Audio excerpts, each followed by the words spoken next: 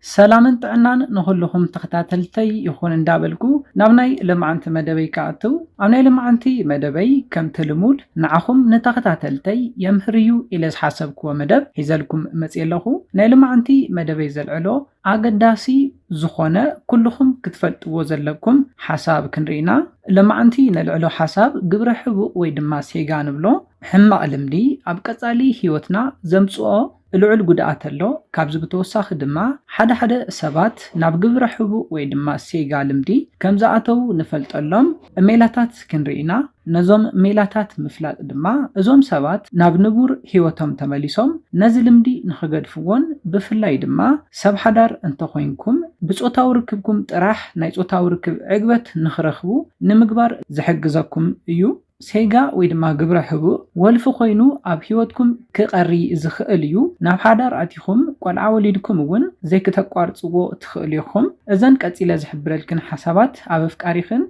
ويدما بعل غزاخن انتريخن ابناي حدار هيوتكم زفصم صوتاو ركب يعقب كمزي يله بمفلاط اب كمز عينت لمدي كمزلو تفلطالو يو كاب كمز عينت لمدون نخوص كتغبرات خلاخن دق تبعتيون كاب كمزي عينت ولفي نخترحقو زحبرلكم مدبيو سكاب ناي مدبي فصامه حبيركم نصنحو نذ channel حدشت زخونكم سبسكرايب بمغبارن نتا ناي دول ملكت بمنكان استفلاليو ناي صوتاو ركب ناي طعنا كمون نحدارن ناي فقرن هيوت انفورميشن ترخبولو channel سدرا نختكونو بخبرنا حاتف مدبنا نابزحات حواتنا بصيحو بزحات حواتنا تمهرتي نخرخبولو لايك غيركم جمرو سران زخونكم مني اندامسغنكو نا مدبيك ملس قبر حبو وي دما سيغا ابدك انستيون ابدك تبعتيون زرأي والفيو بزحات سبات نزولفي زفصمولو مخنيات اللوم حديኦም مس ديبريشن ወይ ድማ ካብ ዘለዎ ሕማቅ ሙድ ንምውፃእ ኢሎም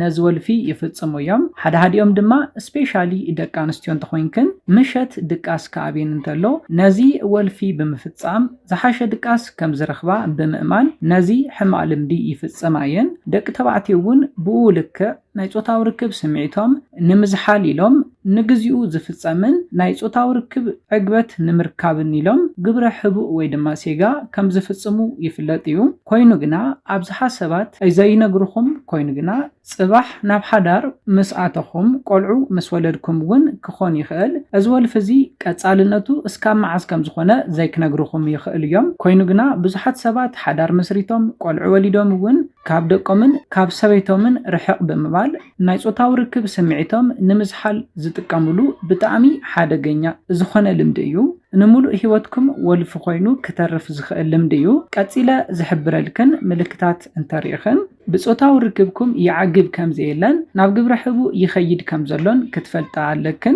كابتن ملكتات ولا حدا ملكت انتريخن ون ناي صوتاو ركب سمعيتو مصيو مخانو بمفلاطن اسكاب زدليو دما ناي صوتاو ركب نمفصام بمفقاد كابز حدغا كتوصيو تخليخي اتقداماي نريو حدا ودي قبر حبو كم زفصم تفلطلو ملكت دحر غزا زمص ناي ጾታው ርክብ ሰንፈት እዩ ቀድም ሕዚ ተፈጽምዎ ኣብ ዝነበርኩም ጾታው ርክብ ብሉጽ ዓቕሚ ዝነበሮን ኣብ ጾታው ርክብኩም ዝዕግበክን እንተነይሩን ሕዚ ኣብ መንጎ ብዝተፈጠሩ ዝተፈላለዩ ምኽንያታት ንኣብነት ብጥንሲ ብናይ ስራሕ ጻውጥውን ክኸውን ይኽእል ከም ድሌቱ መሳኺ ጾታው ርክብ ምፍጻም ኣብ ዘይከኣለሉ ግዜ ግብረ ሕቡእ ይፍጽም ከም ዝነበረ ትፈልጥሉ ድሕሪ ዝግዘ ድማ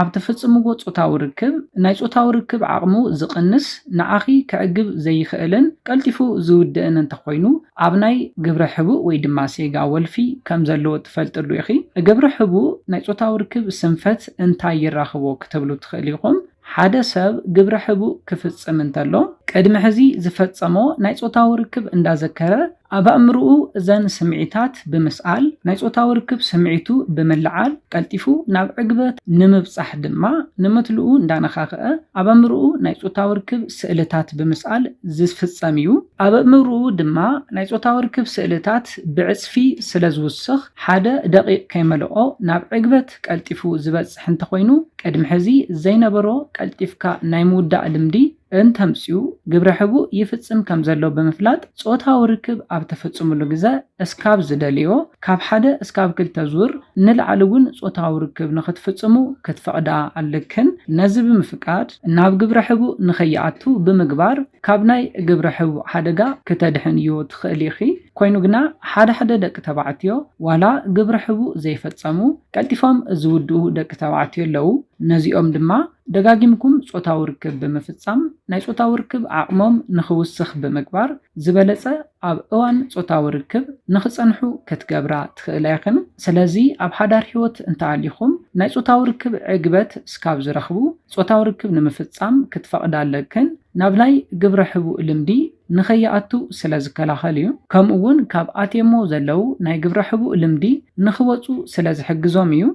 ኣብ መበል ካልኣይ ንሪኦ ሓደ ሰብ ኣብ ናይ ግብረ ሕቡእ ወልፊ እንተሃልዩ ዘርእዮ ምልክት እንታይ እዩ? ብጣዕሚ ትሑት ዝኾነ ፊዚካልን ሜንታልን ዓቕሚ ይህልዎ እዩ። እዚ ማለት ናይ ሰውነትን ናይ ስነ ኣእምሮውን ጉልበቱ ኢነርጂኡ ማለት እዩ ዝህልዎ ድኽም ዝበለ ኢነርጂ እዩ። ግብረ ሕቡእ ምፍጻም ዋላ ከም ጾታዊ ርክብ ኣይኹን ልዑል መጠን ዘለዎ ካሎሪን ካብ ሰውነትና በርን ንክኸውን ይገብር እዩ። እዚ ድማ ሰውነትና ኢነርጂ ንኽስእን ይገብሮ እዩ። ካብዚ ብተወሳኺ ድማ ናይ ኣእምሮ ጥንካረና ዝደኸመ ንክኸውን ይገብር እዩ። ኣብ ዝተፈላለዩ ምንቅስቃሳት ዝነበረና ቅልጣፈ እውን የስእነና እዩ። ኣብ ዝተፈላለዩ ስራሓት ዘለና ፍጥነት እውን እንዳደኸመ ንክኸይድ ይገብር እዩ። ስለዚ እዘን ምልክታት እውን ኣብ ናይ ሓዳር ህይወትኩም ዘርኢ እንተኾይኑ ኣብ ናይ ግብረ ሕቡእ ልምዲ ከም ዘሎ ተፈልጣሉ እዩ። ቅድሚ ሕዚ ይፍጽሞ ካብ ዝነበረ ጾታዊ ርክብ ፍልይ ብዝበለ መልክዑ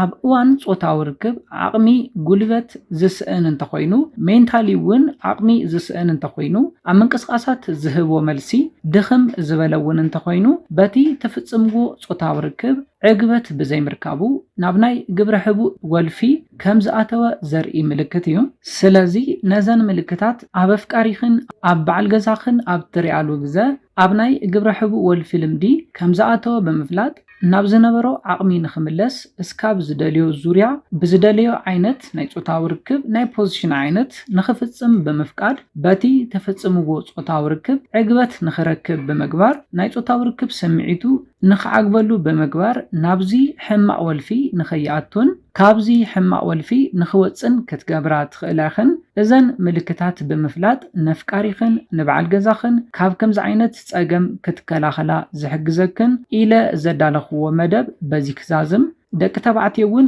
ምስ በዓልቲ ቤትኩም ተፈጽምዎ ጾታዊ ርክብ ዕጋባይ ንኽኸውን ምይይጥ ብምግባር ካብ ከምዚ ዓይነት ወልፊ ክትወፁ ከም ትኽእሉ ክትፈልጡ ኣለኩም። ነዚለ ናይ ልምዓንቲ መደበይ በዚ ክዛዝም። ካብ ናይ ልምዓንቲ መደበይ ዝኾነ ሓድሽ ነገር ከም ዝሓስኩም ተስፋ ይገብር። ነዚ ቻነል ሓደሽቲ ዝኾንኩም ሰብስክራይብ ብምግባርን ነታ ናይ ደወል ምልክት ሓንቲ ሻዕ ብምንካእን ክተተባብዑናን ስድራ ክትኮኑናን ብኽብሪ ንሓትት። መደብና ናብ ብዙሓት ኣሕዋትና በፂሑ ብዙሓት ኣብ ከምዚ ዓይነት ሕማቕ ወልፊ ዘለዎ ኣሕዋትና ትምህርቲ ንኽወስድሉ ላይክ ሼር ምግባርኩም ኣይትረስዑ። ሓሳብ ርእቶኹም ንቻነልና ንምዕባይ ስለ ዝሕግዘና ሓሳብ ርእቶኹም ብኮሜንት ኣብፅሑና። ብኻሊ መደብ ብኻሊ ሓሳብ እስካብ ንራኸብ ሰላምን ጥዕናን ንኹላትና።